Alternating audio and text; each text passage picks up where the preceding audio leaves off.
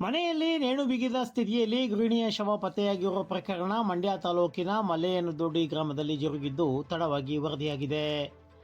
ಕಳೆದ 3 ದಿನಗಳ ಹಿಂದೆ ಜರುಗಿರುವ ಘಟನೆಯ ಸಂಬಂಧ ಗೃಹಿಣಿ ಹರ್ಷಿತಾ ಸಾವಿಗೀಡಾದವರು.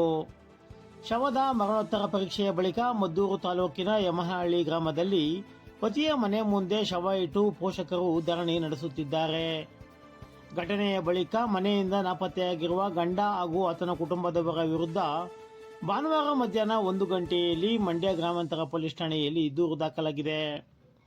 ಗಂಡ ನಂದೀಶ್ ಹಾಗೂ ಅವರ ಕುಟುಂಬದವರು ಮನೆಗೆ ಬರುವಂತೆ ಆಗ್ರಹಿಸಿ ಶವ ಇಟ್ಟು ಮಹಿಳೆಯ ಪೋಷಕರು ಪ್ರತಿಭಟನೆ ನಡೆಸುತ್ತಿದ್ದಾರೆ. ಮನೆಗೆ ಬಾರದಿದ್ದರೆ ಅವರ ಮನೆಯಲ್ಲಿಯೇ ಮೃತ ಹರ್ಷಿತಾ ಶವ ಸಂಸ್ಕಾರ ಮಾಡುವುದಾಗಿ ಪಟ್ಟು ಹಿಡಿದಿದ್ದಾರೆ.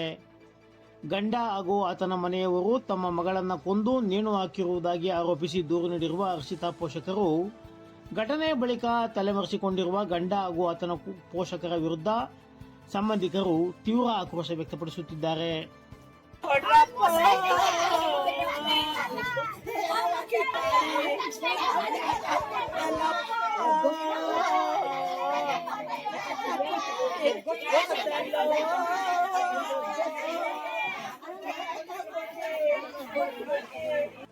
ದಿನ ದುಡ್ಡು ಕೊಡಿ ಕೊಡಿ ಕೊಡಿ ಅಂತ ಅವ್ರ ಮನೆ ಹಾಳಾಗೋರು ಹೊಡೆದಿ ನೆಣಾಕ್ಬಿಟ್ಟವ್ರು. ಇದೇ ಊರು ವಾಸ ಇದ್ದಿದ್ದು ಮಲೈನದೊಡ್ಡಿ ಸರ್. ದಿನ ಹೊಡೆದಿ 2 ಮಕ್ಳವೆ ಮಣ್ಣು ಮಾಡ 3 ದಿನ ಆಯ್ತು 4 ದಿನ ಆಯ್ತು ಸತ್ಯ ಬಂದಿಲ್ಲ ಮಣ್ಣು ಮಾಡಕ್ಕೆ. ಅವ್ರು ಕರ್ಕೊಡಿ ಸರ್. ಎಷ್ಟು ದಿನ ಆಯ್ತು ಮದುವೆ ಮಾಡ್ಕೊಟ್ಟಿ? 7 ವರ್ಷ ಆಯ್ತು ಸರ್. 7 ವರ್ಷ ಆಯ್ತು. ಒಂದೇ ವರ್ಷ ಮದುವೆ ಮಾಡಿದ್ದು? ಇದೇ ಮನೆ ವಾಸ ಇರೋದು ಅಜ್ಜಿ ಊರಲ್ಲಿ. ಈಗ ಎಲ್ಲಿ ಇವರು ನೆಣಕೊಂಡು ಇದ್ ಮಾಡಿದ್ರು? ಮಲೈನದೊಡ್ಡಿ ಬಾಡಿಗೆ. ಮಲೈನದೊಡ್ಡಿನಲ್ಲಿ ನೆಣಾಕಿರೋದು ಸರ್. ಗಂಡ ಅತ್ತೆ ಇಬ್ರಿವೆ. ಅವ್ರ ಹೆಸರು? ನಂದೀಶ್, ಸುಮಿತ್ರಾ. ನಿಮ್ಮ ಹತ್ರ 1 ವಾರದಿಂದ ಹಿಂಸೆ ಆಯ್ತಾ ಇತ್ತು. ಫೋನ್ ಮಾಡಿ ಹೇಳ್ತಾ ಇದ್ಲು. ಅವ್ರ ಮಾವ ಸುರೇಶ ನನ್ ಮಗನೂ ಹೊಡೆದವನೆ.